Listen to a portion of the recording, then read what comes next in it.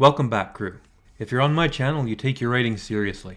But you know what? Sometimes you just need to cut loose.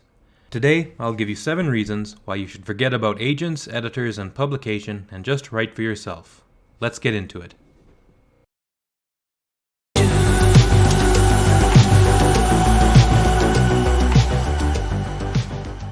You have a story beating in your chest. You want to add your name to the roster of greats like C.S. Lewis and J.K. Rowling. Or perhaps you think you're the chosen one to dethrone the king. I get it. I've been there.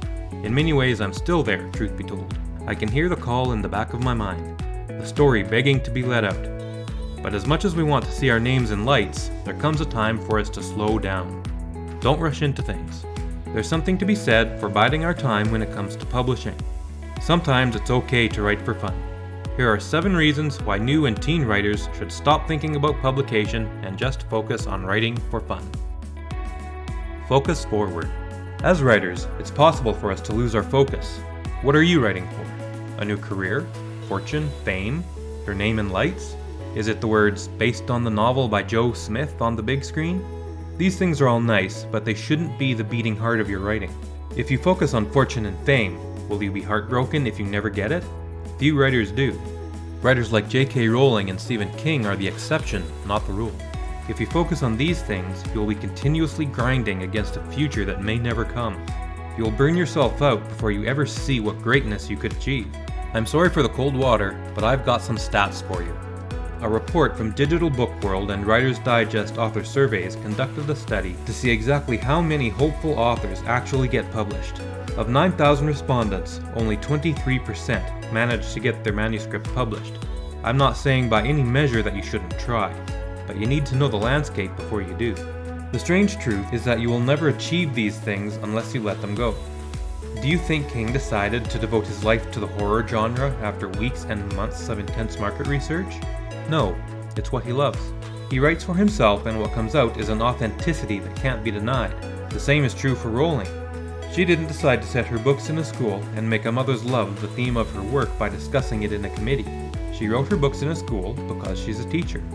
A mother's love is the central theme of her books because she's a mother. And her books are fantasy because they're based on the kind of games she played as a child. If she had written for a board, she would have lost this authenticity. Writing for fun and nothing else reminds us of who we are as writers. It reminds us why we write. Without this, our writing becomes inauthentic, derivative, and whether we realize it or not, readers pick up on that. There's a writer I really like on YouTube named ShaelinWrites. She has a quote I think is extremely helpful. Your writing is worthwhile without approval. As a writer, you are an artist. And as with all artists, you grow in your craft by practicing your craft. So you need to write. You need to write everything, and you need to write a lot of it. All human activity lies within your scope, and you should be using your writing to make sense of it. That's not to say every aspect of writing is fun. Nothing is always fun. Even video games aren't always fun. Escort quests, anyone? But we get through the parts we don't like by focusing on the parts we do. Is there a particular chapter or a scene you really want to get to? Maybe a particular quip or one-liner you want to deliver? A character you really want to introduce? Focus on that and allow it to light your way. Remind yourself of what made you fall in love with writing in the first place. If you chase them, you'll burn out long before you catch them. It sucks the joy out of writing when you turn it into a job. Focus on your true love. Then it doesn't matter if you find fame and fortune. And if you keep your focus, then maybe they will still be added to you along the way. Alexa Donne is another YouTuber I admire. She gives lots of great advice, even harsh advice. Her advice is to just write. Write a ton. Write because you're passionate about it. Write because you're driven to it. Write whatever you want. Your writing doesn't need to be perfect or publishable. That's not the point. Your brain is like a muscle. It'll atrophy if you don't use it. And that goes for your writing too. If you don't write, you'll soon lose your ability to write at all. Writing is a muscle, and it will wither away if you don't exercise it. But not to worry. It can be built back up with practice and patience. The best thing a new or teen writer can do is to just relax, take a deep breath, and write. Write as much as you can of whatever you like. Short stories, poetry, fan fiction, novels, flash fiction, whatever you like and as much as you like. Experiment with different genres. Mix and match, get creative. Take your writing muscles and put them vigorously to the test. Fan fiction is a great place to start if you aren't sure. The rest of the literary world tends to look down on fanfiction, but I think that's because they're out of touch. I think there are a lot of great benefits of fanfiction for the new writer. The characters, plot elements, and tropes of the genre are already well known, so all the new writer needs to do is focus on the craft. Another benefit of fanfiction, possibly the greatest benefit, is the encouragement and feedback you'll receive. When you engage the fanfic community, you'll receive a ton of advice and encouragement. At this point in your journey as a writer, that's what you need most of all. It can be scary to put yourself out there for the first time. Immersing yourself in a supportive fanfic community can help you build the confidence you need to push the limits of your writing. A quick note, some original content creators don't like writers making fanfic of their work and have taken steps to quash such works when they arise. If you're reading this, you can probably agree this is stupid. As an unpublished content creator myself, do you know what I would give to see fanfic of my work on fanfic.net or AO3? To me, this should be encouraged and not punished. As long as you're not charging for someone else's intellectual property, what's the harm? But nonetheless, some creators may take issue with your fix. If you come face to face with this, don't get upset and don't fight back. It's petty and stupid, but take the fic down. Remember, they can stop you from posting publicly, but they can't stop you from writing. If you really want to publish, then just change the names of your characters and world locations, repurpose your fanfic as an original piece, and repost on AO3 or Fiction Press. Beat writer's block. Another benefit of writing for fun is that we beat writer's block. You know the saying, time flies when you're having fun? The same is true for writing. If you're having fun with your writing, then a day can pass in the blink of an eye. We can breeze past anything that might give us trouble in work for publication because it doesn't matter. It's just for fun. Who cares if it creates a big plot hole? No one's going to see it. We can just fix it in editing later. Or not. If we're happy with it, then who cares? But when we're not having fun with our writing, absolutely everything seems like a slog. Writer's block rears its ugly head because it suddenly takes more effort to do everything. Now we're suddenly aware of that plot hole we opened up in Chapter 3. Or that our main character went from platinum blonde to auburn over the space of a few chapters. Rather than leaving it alone and handling it in edits, we fixate on it. Remember, it's harder to be blocked if you're having fun, and when you do get blocked, it won't hit you as hard or as soon. Before we continue, don't forget to like, subscribe, and ding the bell so YouTube will notify you when I upload new videos. And check the description of this video for resources and links to all of the tools and services I use in my writing and video production. Now, back to the video. Sometimes you just need a break. Writing is hard. A long writing session actually burns a lot of calories. According to healthstatus.com, it's possible to burn 60 to 100 calories per hour just by vigorous concentration and writing. A female college student of 126 pounds can burn 270 calories an hour with a combination of vigorous concentration, including writing, and proper posture.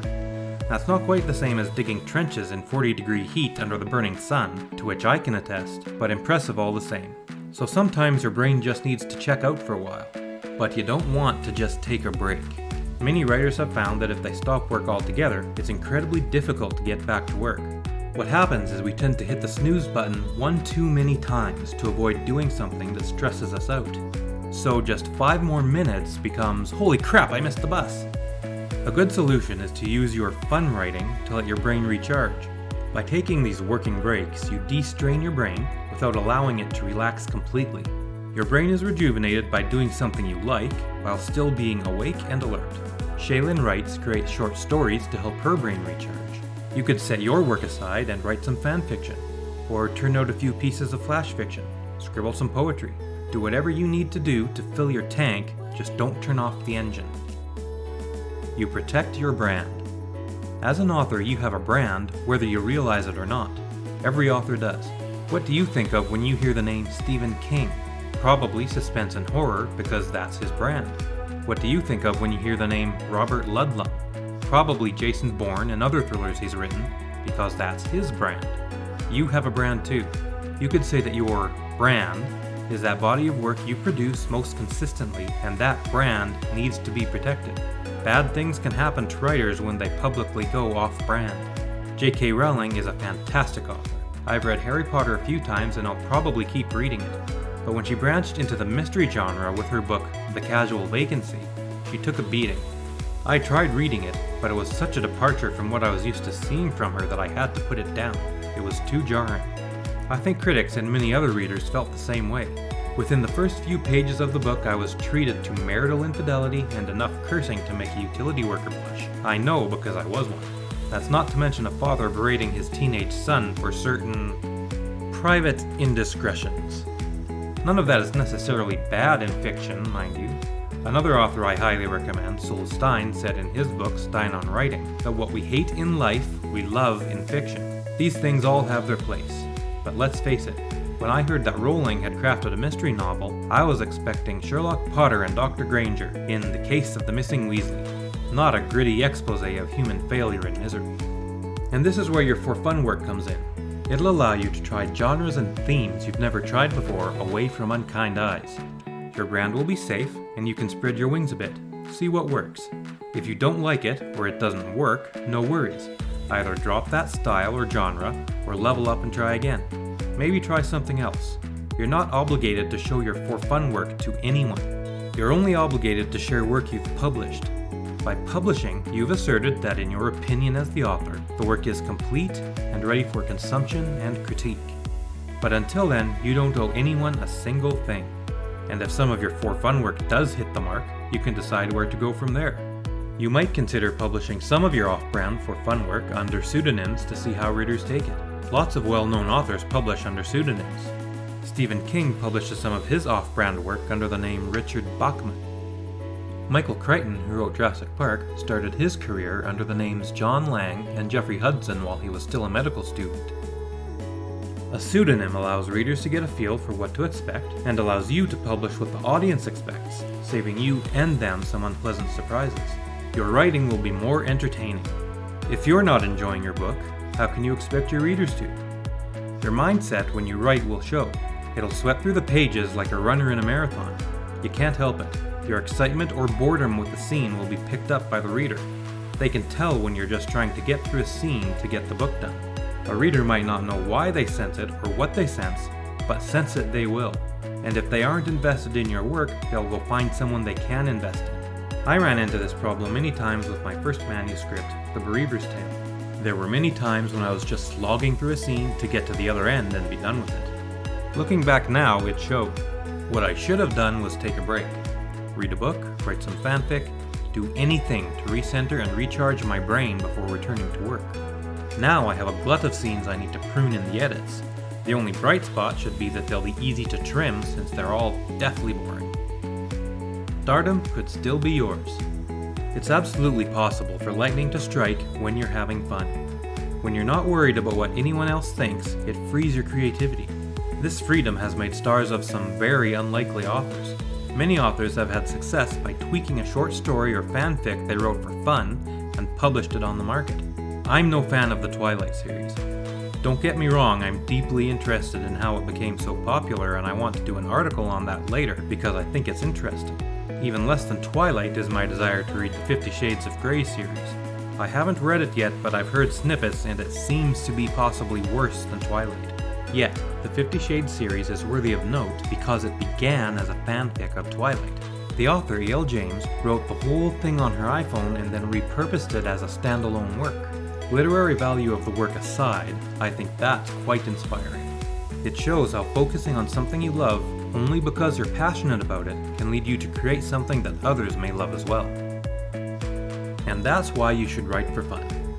It reminds you of why you write, it helps you beat writer's block, it stretches your creative legs, it gives you a break, it protects your brand, your writing will be more entertaining, and you're more likely to hit on a winning idea if you're having fun. So there you have it. 7 reasons why you should write for fun before you ever look at publishing your work. I hope it helps. Good writing, and Calamus Gladio Fortior.